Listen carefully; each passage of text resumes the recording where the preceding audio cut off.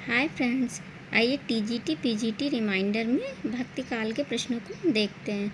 महाराष्ट्र के भक्तों संतों में सबसे पहला नाम आता है, वो है संत नामदेव का। नामदेव को माना जाता है विठोबा का भक्त। तमिल भाषा में महाकवि कंब या कंबन ने रचना की है रामायण, जिसे कंब रामायण की। बांग्ला भाषा में रामायण की रचना की है कृतिवास ओझा ने, कृतिवास रामायण शीर्षक से।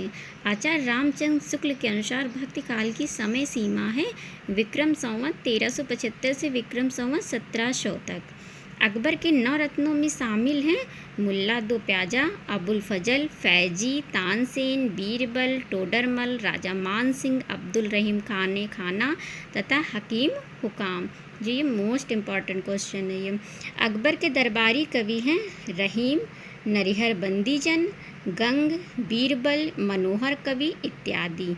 भक्ति के स्रोत को दक्षिण से उत्तर भारत में प्रसारित होने वाले सिद्धांत का समर्थन करने वाले विद्वान हैं आचार्य रामचंद्र शुक्ल। हिंदी का भक्ति काल बाहरी आक्रमण की प्रतिक्रिया है, यह कथन है आचार्य रामचंद्र शुक्ल का। रामानुजाचार्य ने प्रतिपादन किया विशिष्टाद्वैतवाद दर्शन का। दक्षिण के आलवार संत थे वैष्णव भक्त, राम भक्त एवं कृष्ण भक्त। आलवार भक्तों की संख्या है 12।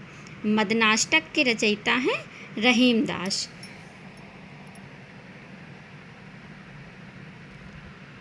रामानंद आते हैं रामानुजाचार्य की शिष्य परंपरा में।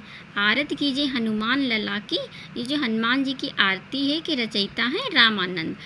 गलता में रामानंद संप्रदाय की गद्दी स्थापित किया कृष्णदास पैहारी ने। उत्तर भारत का त्रोतादि कहा जाता है गलता को।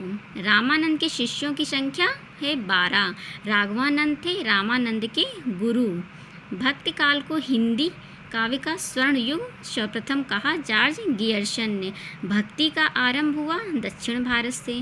शेषनाग अथवा लक्ष्मण के अवतार माने जाते हैं रामानुजाचार्य। कवियों का सही कालक्रम है कबीरदास जी, सूरदास जी, जायसी और हमारे तुलसीदास जी। नाभादास है राम भक्त कवि। 252 वैष्णवन की वार्ता की भाषा है ब्रज भाषा। 252 वैष्णवन की वार्ता के रचनाकार हैं गोकुलनाथ, जो विठलनाथ के पुत्र व वल्लभाचार्य के पौत्र थे। नाभादास कृत भक्तिमाल की भाषा है ब्रज भाषा।